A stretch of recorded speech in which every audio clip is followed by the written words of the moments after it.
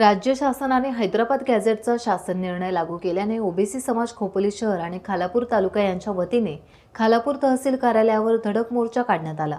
आमचा हक्क आम्ही कोणाला देणार नाही, आम्ही दुसऱ्याचा हक्क मागत नसून जे आमचे आहे ते आमचे कायम राहावे अशी मागणी शासनाकडे यावेळी आंदोलकांनी केली।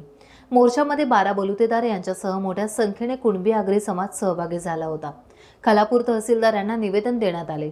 तसेच ओबीसी हक्काचे रक्षण आणि आरक्षण आणि इतर मागण्यांसाठी खालापूर तहसील कार्यालयावर मोर्चा काढत घोषणाबाजी करण्यात आली। या प्रसंगी खोपोली शहर आणि खालापूर तालुक्यातील ओबीसी समाज बांधव मोठ्या संख्येने उपस्थित होते। नाही, आज आम्ही सकाळी 11 वाजता जेवढ्या ओबीसीचा घटक समाज आहेत किंवा जाती आहेत या सर्व घटक मंडळींचं 2-2 प्रतिनिधी घेऊन प्रातिनिधिक स्वरूपात शांततेनं हे निवेदन आज आम्ही सादर केलं। या निवेदनामध्ये आमचं एकच म्हणणं आहे, जे मगाशी पण मी सांगितलं की हा जो संपूर्ण राज्यामध्ये एक प्रकारची 2 समाजामध्ये दरी निर्माण करण्याचं काम काही मंडळी करत आहेत ते चुकीचं आहे। आमचं म्हणणं एवढंच आहे की 1967 सालापूर्वीचं जे रेकॉर्ड आहे त्या रेकॉर्डमध्ये असणारी आपली वंशावळ तपासून ती तपासल्यानंतर त्याच्यामध्ये जी नोंद आहे जातीची ती नोंद गृहीत धरून आणि त्याचा पूर्ण वंशावळीची पुरावा घेऊन ती ज्यांची आहे त्या सर्व समाजाला न्याय द्यावा।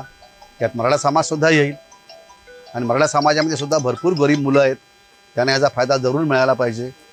म्हणून कुणबी म्हणून जे काय अधिकृत आहे, ज्याला आपण नियमांची पूर्तता करून पडताळणी करून दाखले देतो, त्या दाखल्यांची पूर्तता तशा प्रकारचे करून हे दाखले द्यावेत एवढंच आम्ही शासनाला कळवलं आहे। तहसीलदारांच्या मार्फत सचिवांना पत्र दिलेलं आहे आणि ह्याच्यामध्ये कुठेही समाजामध्ये दुही निर्माण व्हावी, एकमेकाची मनं कलुषित व्हावी असा कुठलाही हेतू नाही आहे।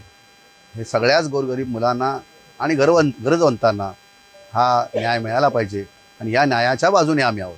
मग तो कुठल्या समाजाचा आहे याचं आम्हाला काही घेणं नाही। मग तो उद्या मराठा समाजात जरी असला तरी त्याच्याही बाजूला आम्ही आहोतच ना। शेवटी कुणबी नोंद जर त्या नियमाप्रमाणे असेल तर आमचा कशाला विरोध असायचं काही कारण नाही आहे। तर त्याची पडताळणी नियमाप्रमाणे करून ते दाखले द्यावे एवढंच आमचं म्हणणं आहे। मध्ये की याच्यामध्ये एक गोष्ट अशी आहे की ज्या बातम्या येत आहेत बाहेर, जे वातावरण बाहेर आहे ते वस्तुस्थितीला धरून नाही असं माझं वैयक्तिक मत आहे। मी कुणावर टीका करत नाही। हैदराबाद गॅझेट लावलं खरं आहे, उद्या सातारा गॅझेट पण लागेल, अन्य कुठली गॅझेट्स लागतील की त्या तत्कालीन राज्यव्यवस्थेमध्ये केलेली व्यवस्था आहे। आता ह्या व्यवस्थेमध्ये ज्या नोंदी आहेत त्या नोंदी तपासून त्याचं संपूर्ण पडताळणी करून ते द्यावेत ना दाखले। कुणाचा विरोध आहे? असाचं काही कारण नाही। परंतु मी म्हणतो म्हणून मग हा त्या समाजाचा वगैरे असं करून काही मजा नाही आहे।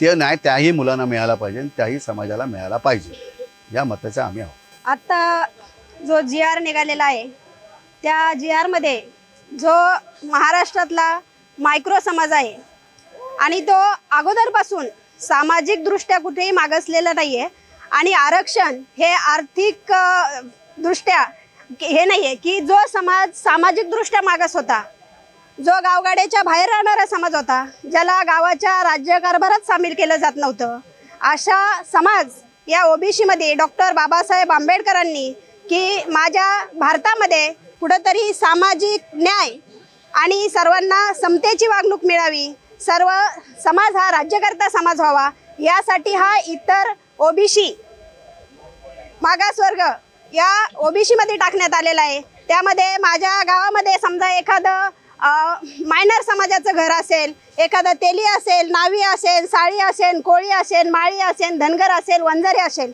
जो अनेक वर्ष राजकारणापासून लोकप्रतिनिधी होण्यापासून आणि राज्याचा कारभार करण्यापासून वंचित होता, त्या समाजाला माझ्या कुठेतरी न्याय मिळावा, माझा मायनर समाज कुठेतरी राज्यकर्ता व्हावा, यासाठी हा ओबीसी वर्ग आहे। आणि आता मोठ्या प्रमाणात या ओबीसीमध्ये मेजर समाजाची जर त्यामध्ये घरात आले तर हे ऑलरेडी असं झालेलं आहे की एका घरात पहिले 375 लोक राहतात आणि आता अजून त्यात 500 घुसवले तर पूर्ण महाराष्ट्रातला ओबीसी समाज आज अस्वस्थ झालेला आहे।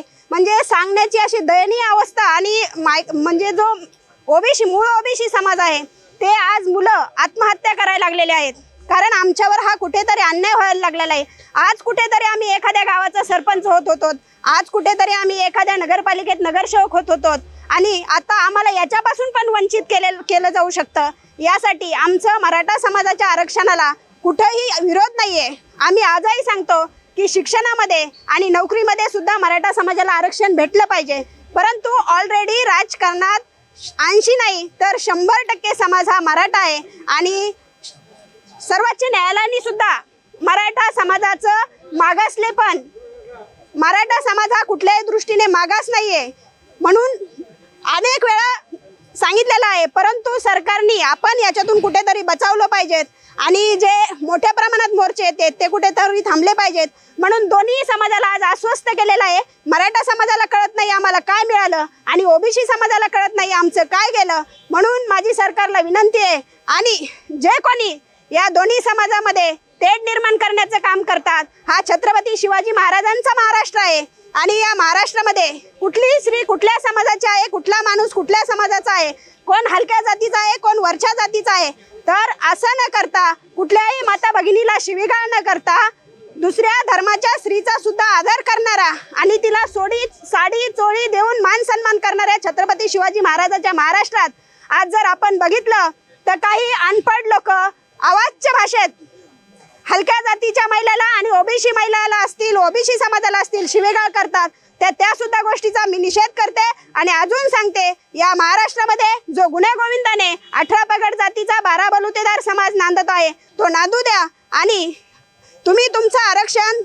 बिनधास्त घ्या, आमचं काही म्हणणं नाहीये, फक्त आमच्या ताटात बसू नका कारण आमचं गरिबाचं ताट आहे आणि त्यातलं घेऊ नका, एवढीच आमची विनंती आहे। धन्यवाद। टाइम्स डिजिटलला लाईक करा, शेअर करा, सबस्क्राईब करा आणि बेल आयकॉन दाबायला विसरू नका। Times digital.